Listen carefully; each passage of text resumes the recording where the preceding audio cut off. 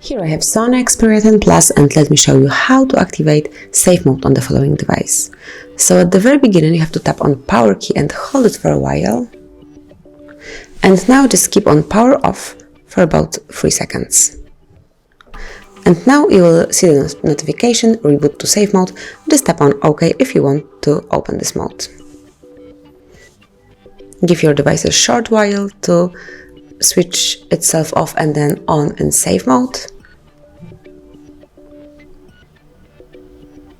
As you can see now, it's turning on, and within a few seconds you will be able to use your device in safe mode. So you can see if your apps, the downloaded apps, has any influence on the working of your phone. And that's it. Now, as you can see, safe mode is activated, the notification is over here.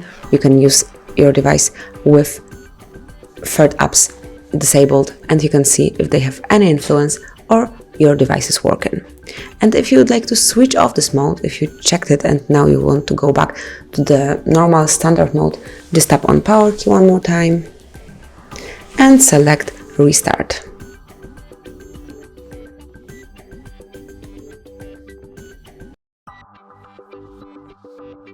And that's it. As you can see, now we are back in standard mode and you can use your device with all apps activated.